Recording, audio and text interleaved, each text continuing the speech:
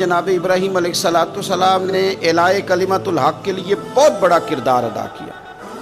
نمرود جیسے بادشاہ کے سامنے کھڑے ہو کے، اس کی حکومت ہے، اس کی طاقت ہے، اور وہ اس نشے میں اتنا مست ہو گیا ہے کہ معاذ اللہ اس نے خدا کہلوانا شروع کر دیا ہے۔ اس کے دربار میں کھڑے ہو کے اس کے ساتھ گفتگو کرنا اور اس کے سوالات کے جوابات دینا، اللہ کے پیارے محبوب علیہ السلام نے فرمایا افضل جہاد ہے ظالم بادشاہ کے سامنے کھڑے ہو کے حق کی بات کر دینا۔ یہ افضل ترین جہاد ہے۔ یہ بھی ایک مناظرہ ہے احقاق کے حق کے لیے نا، بحث کرنا، مناظرہ کرنا، یہ تو کتاب و سنت میں موجود ہے۔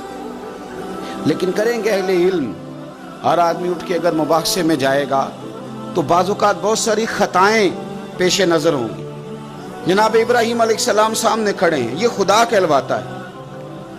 حضرت ابراہیم علیہ السلام سے اس نے رب کریم کی ذات کے بارے میں بات شروع کر دی۔ اللہ فرماتے ہیں الم تری الی الذی حاج ابراہیم فی ربہ، کہ آپ نے اس شخص کو نہیں دیکھا جو جناب ابراہیم سے جھگڑا کر رہا تھا ان کے رب کے بارے میں؟ اور جھگڑا کیوں کر رہا تھا؟ اس لیے کر رہا تھا کہ ان آتاہ اللہ الملک، اللہ نے اسے بادشاہی جو عطا فرمائی۔ کچھ لوگوں کو جب اعزاز ملتا ہے نا، بلندی ملتی ہے، مال و دولت ملتا تو جھگڑالو ہو جاتے ہیں، بڑے بڑے دعوے کرتے ہیں، بجائے شکر کے تکبر کا رستہ اختیار کرتے ہیں۔ جھگڑا کر رہا تھا جناب ابراہیم سے۔ اذ قال ابراہیم ربی الذی یحیی و یمیت، حضرت ابراہیم فرمانے لگے میرا رب وہ ہے جو زندہ کرتا اور مارتا ہے۔ وہ بحث کر رہا ہے، گفتگو کر رہا ہے آپ کے ساتھ، فرمایا میرا رب وہ ہے جو زندہ کرتا اور مارتا ہے۔ گویا جناب ابراہیم علیہ السلام اس سے کہہ رہے ہیں کہ تیرا تو اپنا وجود رب کے ہونے کی دلیل ہے۔ تو ایک نطفہ تھا اور اس سے اللہ تعالیٰ نے تجھے وجود دیا، تیرے اندر روح پھونکی، تیرا اتنا بڑا جسم قائم ہوا۔ رب وہ ہے جو زندہ کرتا اور مارتا ہے۔ قال انا احیی و امیت، کہنے لگا میں بھی زندہ کرتا اور مارتا ہوں۔ اس نے اس طرح کیا کہ دو بندے بلائے نمرود نے، ایک کو سزائے موت کا حکم ہو چکا تھا، اس کو کہنے لگا تجھے سزائے موت کی سنائی تھی، نجات تو آزاد ہے۔ اور ایک بندہ بے گناہ تھا، اسے پکڑ کے قتل کر دیا، کہنے لگا دیکھو میں بھی مارتا اور زندہ کرتا ہوں۔ حالانکہ قتل کر دینے اور چھوڑ دینا، اس میں اور زندگی اور موت دینے میں کتنا بڑا فرق ہے۔ حضرت ابراہیم سمجھ گئے کہ بندہ موٹے دماغ کا ہے۔ کچھ لوگ موٹے دماغ کے ہوتے ہیں، بلا وجہ بحث کرتے رہتے ہیں۔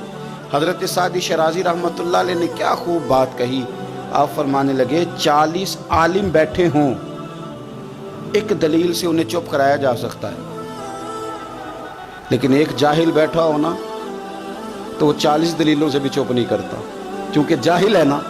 علماء کے سامنے آپ دلیل بیان کریں گے تو 40 علماء بھی ہو تو ایک دلیل سے چپ کر دیں گے تو جو ہے جاہل، وَإِذَا خَاطَبَهُمُ الْجَاهِلُونَ قَالُوا سَلَامًا، یہ دلیل بھی اس کی بڑی کچی تھی، بڑی نکمی تھی۔ اب حضرت ابراہیم نے نا اس پر ایک اور مناظرانہ گرفت فرمائی۔ آپ فرمانے لگے اچھا، قال ابراہیم فإن اللہ یأتی بالشمس من المشرق فأتی بہا من المغرب، فرمایا میرا رب وہ ہے جو سورج کو مشرق سے نکالتا ہے، تو اس طرح کر مغرب سے نکال دے۔ اگر تیرا بھی یہی دعویٰ ہے تو مغرب سے نکال دے۔ فبہت الذی کفر، تو رب فرماتا ہے کہ میرے خلیل کی بات سن کے کافر کے ہوش ہی اڑ گئے، اس کے ہوش اڑ گئے۔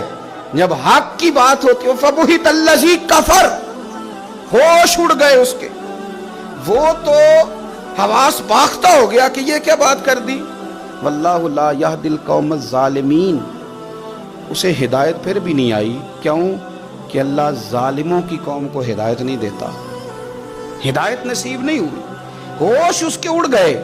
جناب ابراہیم علیہ السلام نے ایسی دلیل دی رب کی ذات کے بارے میں، رسول پاک کی عزت کے بارے میں، صحابہ کے بارے میں، اہل بیت کے بارے میں، دین کے کسی معاملے میں، احقاق حق کے بارے میں۔ ہمیں یہ پیغام دیا گیا کہ جگہ کوئی بھی ہو، مقام کوئی بھی ہو، وقت کوئی بھی ہو، جب تم نے دین کی بات کرنی ہے تو پھر تم نے نا ذرا تگڑے ہو کے کرنی ہے، پھر تم نے مضبوط ہو کے کرنی ہے، دلیل کے میدان میں پھر تم نے آگے بڑھنا ہے۔ جناب ابراہیم علیہ السلام کا اس موقع پر جب آپ کے ساتھ بظاہر کوئی غلاموں کی فوجیں نہیں، امتیوں کی لمبی چوڑی قطاریں نہیں، وہاں بھی کھڑے ہو کے آپ نے فرمایا کہ تو جو دعوے کر رہا ہے تو جھوٹے کر رہا ہے، کائنات میں ایک ہی رب ہے جو سچا رب ہے، ایک ہی کائنات کا مالک ہے جو سچا ہے، ایک ہی رازق ہے جو سچا ہے، اس کے سوا کوئی عبادت کے لائق نہیں، وہی ہے جو اس قابل ہے کہ اسے چاہا بھی جائے، اسے سجدہ بھی کیے جائے، اس کی بارگاہ میں جھکا بھی جائے، اسے معبود بھی جانا جائے، اسے رازق بھی مانا جائے، اس سے پیار بھی کیا جائے، اسی کے لیے جیا جائے، اسی کے لیے انسان دنیا سے جائے۔ اللہ تبارک و تعالی ہمیں بھی حضرت ابراہیم کی طرح حق کا علم بلند کرنے کی توفیق عطا فرمائے۔